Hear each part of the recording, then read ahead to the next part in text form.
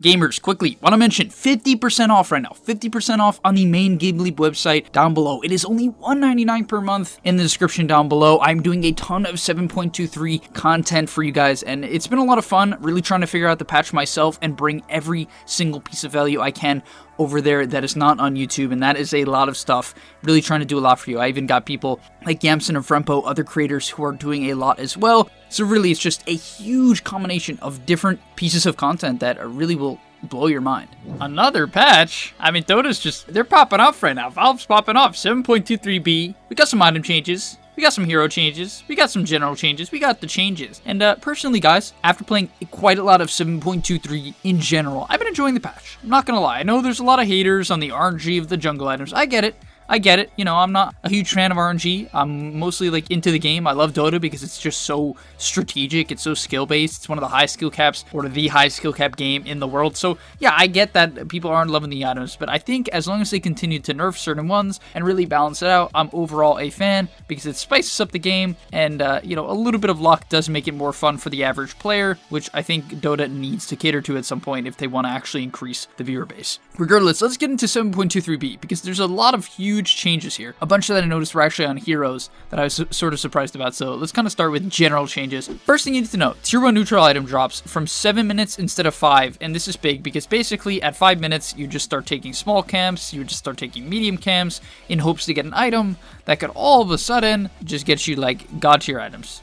Right? Like, it was crazy. You just all of a sudden would get like a keen optic, for instance, and your core or your support could have extra cast range and mana regen. Or you could get something like the Ocean's Heart, which would then give you more sustain. It's like one of those things where overall, I think these items generally needed to come into play a lot later into the game, and that's what they're seemingly doing, which is going to kick a lot more of the RNG out, because at 7 minutes, not that the laning stage is over, it's not over, but it's starting to collapse. People are starting to make rotations, move around the map, switch lanes, etc. And as a result, I think this makes a lot more sense being 7 than 5. Also, melee hero block no longer works against enemy player units, which frankly, I don't really know what that means. Are enemy player units heroes units? I'm going to assume, and what I currently believe is that this is most likely only micro units, only because it's worded in a way where they don't specifically just say, you know, the player and its units. And also, like, why wouldn't they just say it's removed then, essentially, right? Like, maybe it is all heroes and players, and let me know in the comment section down below what it actually is if you know, because that would be really helpful for me and for everyone else. Moving on to item changes, they made Skull Basher from magical to physical damage, which is good because people, when they're building against physical damage carries that are typically going Abyssal Blade like Ursa, PA, Sven, whatever it is, you're going to be building physical resistance, Shivas, Ghost Scepters, Force Staffs, armor items, right, Crimson, Solar Crest, etc., right? And as a result, Abyssal being physical makes it much easier to actually build against, you know, Abyssal Blade. The Keen Optic was actually nerfed in terms of mana regen, which I think is fair. Item was super good for supports or any sort of spellcaster. The Trusty Shovel's cooldown was reduced, so that's a buff, but the drop rates for Bounty, Flask, Neutral was actually changed. You were much more unlikely to get a Bounty Rune. You were significantly more likely to get a Flask, a Teleport, or a Neutral item, which honestly, I don't even know if this is that bad. Like, yes, the Bounty Rune is super strong, and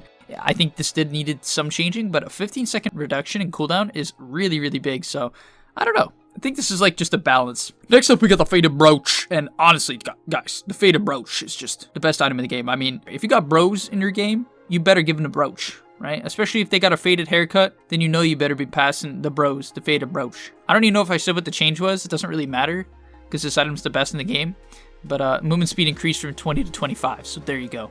Mango trees now spawn with a 3 mango bundle. Is that at the same spawn rate? Because that would make these things extremely good. But regardless, having those 3 bundles is super nice because it's going to make it where you don't have to pick up every mango, which is convenient. And assuming that they still spawn at the same rate, don't know. Probably not, because that would be maybe broken. But that's a lot of mana. I think the mango tree is frankly underrated. It's really good to plant it behind towers where people are going to be stalling. Like if you have some spam heroes or some mid laner like an SF, Storm, or Zeus, plant that thing behind them, yummy mana regen. It's spicy, it's spicy. Also, the vision was increased by 400, so these things give hella vision. They're hella wards. They're actually really good. I'm thinking you almost just want to plant it on a high ground, so it's like a Giga Ward.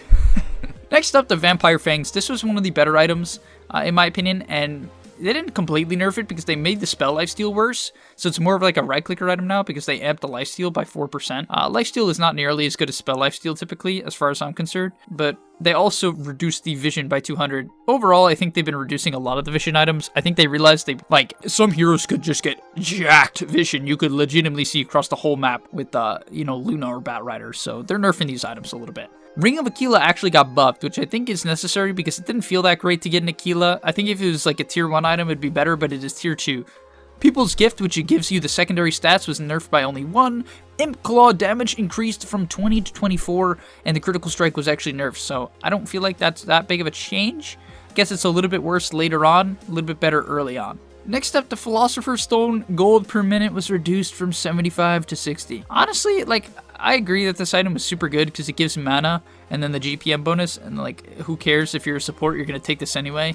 Take my attack damage for all I care. I don't need 35 attack damage, who cares? But, I don't know, I personally wasn't, maybe I'm delusional, but I didn't think this item was that broken. But I guess that's why they didn't nerf it that hard. It's 15 GPM. Next up, the Mindbreaker was completely reworked. Now it is a passive cooldown, and what a passive cooldown is essentially whenever you use it or attack, it just, procs and you don't actually get to control it. It passively provides 25 attack speed and 25 magic damage on your attacks. The next attack against the hero silences them for 4 seconds. Really? So it gives 25 attack speed and 25 magic damage on your attacks, which is a ton, actually. 25 magic damage is a lot, considering, it's consistent. So that's a lot. 25 attack speed is also a lot, which is great with the 25 magic damage. And it silences them for 4 seconds? Isn't this item tier 3? What?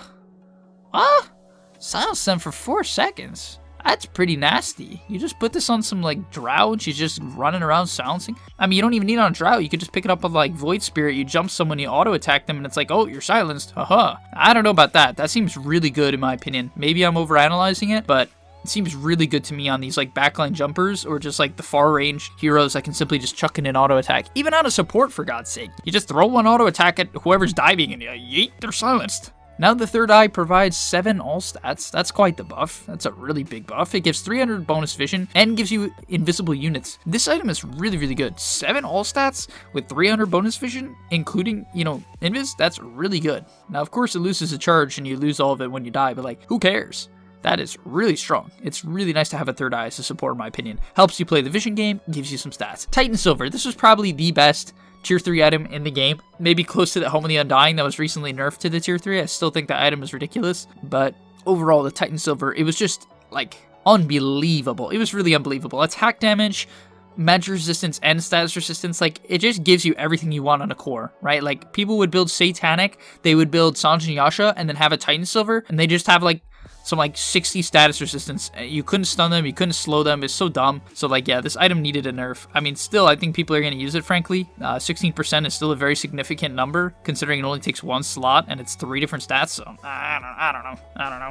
Next up, we have the Ninja Gear. Whoever uses this item, I haven't seen anyone use this. Cast Smoke of Deceit on yourself only. It's actually not that bad for heroes that are trying to move around the map and make kills happen. Could be decent on someone like Ursa or something like that, you go smoke or gank people. So I don't know, it has value, but it's just kind of a weird slot. I think you can definitely keep this item in your backpack, so you can just casually smoke yourself every so often. So make sure you keep it in your backpack. Next up, Chaos Knight got buffed. I don't feel like this hero was that bad, frankly. It's not a huge buff because the numbers only go up as the later and later you go up, but pros have been still picking CK because of his really solid laning stage and pretty good mid game. Overall, he's just still one of those annoying cores that just bursts you. But yeah, they buffed him. So Chaos Knight, definitely still okay. I thought he was crushed to the ground in patch 7.23. I really thought this hero was dead. Apparently not dead. Can pick him. Yes. Crystal Maiden, one of the best supports of 7.23 after she received a lot of magical resistance and other random changes.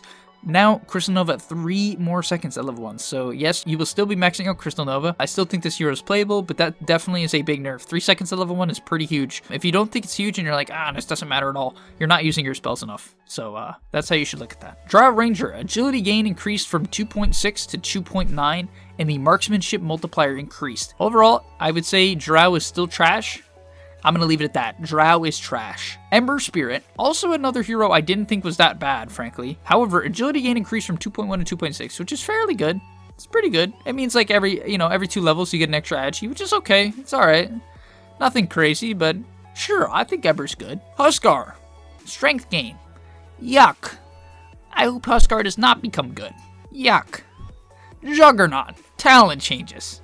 That's fine. I feel like Jug is overall not really that popular right now. Hero can feel a bit underwhelming. Lifestealer. Oh boy, Lifestealer. Oh boy, Lifestealer. If you guys haven't been watching the patch for whatever reason, I don't know why you wouldn't have been reading the patch. This guy you literally just go AFK inside someone's body. Like, you just go AFK in someone's body, and then we get 750 health, 30% movement speed, which they seemingly have not changed, and the infest cooldown begins once you leave the infested units. Okay, yeah, okay. I'm gonna really make sure you guys understand why this is a good change. Overall, one of the main things about Lifestealer was that when you were inside of the person you infested, your infest would keep going, right? The cooldown would keep going. So if you got out, you still could get back in. And this did two things. It allowed you, when you hit level 12, to get back inside so that you would get the number changes, because previously you wouldn't actually get them, right? You would have to get out and get back in. It's like resummoning Visage Familiars. When you hit level 12, you do have to resummon Visage Familiars, otherwise you don't get the damage. And essentially this is the same thing, where now if you get out and you weren't like waiting outside already, you're not going to be able to do that. It also affects the ability to abuse this Ags. So basically you buy Lifestealer Ags, and then you give rage to whoever you get inside of, which is pretty insane. But now you can't really do that. You sort of have to prep it, which doesn't make it nearly as good, because, you know, if you have to prep it, that means you can't be inside the person you want to be inside of while they're farming, which gives them 30% movement speed and amps their farm. So overall, yeah, pretty important to do this. I think Lifestealer is going to fall off pretty quickly. I think these numbers are big enough basically to kick him out already, if I'm not mistaken. He still gets the movement speed, but I think this had to happen. Lone Druid. 0.5 nerf on a base attack time. Morphling, another buff. I still think Morphling is becoming better and better, so keep your eyes out for Morphling. Hero is definitely not broken though. Definitely not broken, but getting better. Pugna, life drain increase. I think Pugna is a very good hero. I'm surprised this hero is not getting picked more. I think in the right settings, Pugna very, very strong, and has been consistently getting buffed on life drain to the point where this spell is becoming very, very scary. Razor, just some nerfs on his passive. Overall, just 2% off for you and 1% off for allies. Still pretty good. Not that big of a nerf. Still think Razor is a solid hero. Not necessarily broken, actually, but I do think Razor is solid. Not broken, though, I'll be clear. I think he's pretty good in pubs, but not necessarily broken. Ricky, Cloak and Dagger increase. Very big increases. 0.4 at level 1, 0.3 at level 2, and 0.2 at level 3. Which is overall really, really, really solid. Just super strong changes for Ricky. I don't know how this hero fits into the meta right now. I don't think anyone's really figured it out. Guess we'll have to see. I think he's mostly a safe laner, but that's my current take. Ricky's probably a safe laner or a off laner. Techies, huge nerf. Wow. Jeez, okay. I mean, I do think Techies was very strong and obnoxious, but proximity replenish time increased from 15 to 23. Wow. That's an 8-second increase. I mean, he needed it because, frankly, it's basically as if, you know, mines were a 5-second cooldown. Now mines are about, what, like a 7.3-second cooldown or whatever it is? I don't know. I can't do the math right now. This had to happen. Like, the mines were just way too spammable. There's just red mines everywhere. So, yeah, there's just red mines everywhere, and you couldn't really deal with it. Next up, Nature's Grasp no longer targets trees directly. Don't exactly know what that means, frankly. I guess you can't click on a tree. I suppose I actually haven't played this Treant yet, and I suppose you just can't click on the tree.